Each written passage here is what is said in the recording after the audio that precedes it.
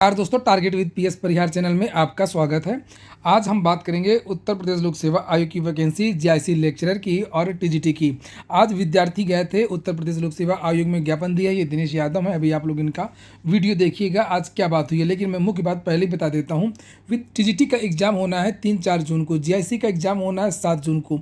विद्यार्थियों का ये कहना है कि टीजीटी का जो सिलेबस और जो जीआईसी प्रवक्ता का सिलेबस बहुत अंतर है दोनों में। जीआईसी प्रवक्ता में जहाँ पर 40 जीएस के क्वेश्चन आते हैं और 31 राइटर्स के नाम होते हैं इंग्लिश विषय में, वहीं पर इसमें केवल 4 राइटर होते हैं और केवल सब्जेक्ट होता है।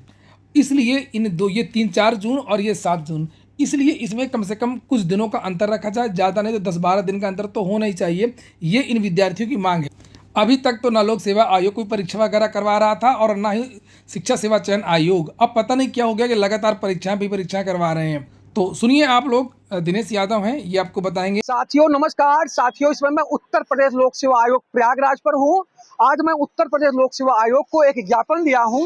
ये देख सकते हैं, ये ज्ञापन है आज का उत्तर प्रदेश लोक सेवा आयोग के सचिव साहब है, उनके नाम से ये आज की मोहर है और ये आपका आज की डेट है 24 अप्रैल है। तो मैं आपको ज्ञापन पढ़ के सुना देता हूँ। सेवा में सचिव महोदय, उत्तर प्रदेश लोक सेवा आयोग प्रयागराज, विषय जीआईसी लेक्चरर एवं टीजीटी परीक्षा तिथियों के संबंध में संशोधन है। तो ज्ञापन महोदय, सविनय निवेदन है कि जीआईसी लेक्चरर की परीक्षा दिनांक 7 जून तथा टीजीटी की परीक्षा दिनांक 3 और 4 जून निर्धारित की गई है। इन परीक्षाओं की तिथियां अत्यंत निकट होने का अभ्यर्थियों के बीच असमंजस एवं मानसिक दबाव की स्थिति उत्पन्न हो गई है। अनेक अभ्यर्थी दोनों परीक्षाओं के लिए आवेदन किए हुए हैं, जिसके चलते उन्हें तैयारी, यात्रा व्यवस्था तथा परीक्षा में सम्मिलित होने में कठिनाइयों का सामना करना पड़ सकता है। इतनी कम अवधि में 2 महत्वपूर्ण परीक्षाओं का आयोजन अभ्यर्थियों के हित में उचित नहीं प्रतीत होता है।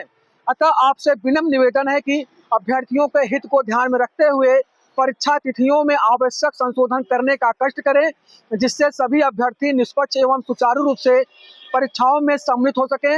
आपकी कृपा हेतु हम सभी अभ्यर्थी सदैव आप आभारी रहेंगे। भगवती दिनेश यादव, प्रतियोगी छात्र, प्रयागराज। तो यहाँ के सचिव साहब हैं, माननीय सचिव साहब को मैंने ज्ञापन दिया है कि श्रीमान जी, जो आपने पहले 3 मई को जीआईसी प्रवक्ता परीक्षा थी, उसको आपने 7 जून को रिजेक्ट कर दिया और शिक्षा सेवा चयन आयोग पहले से ही टीजीटी की परीक्षा 3-4 जून निर्धारित किया है, 4 महीने पहले से ही।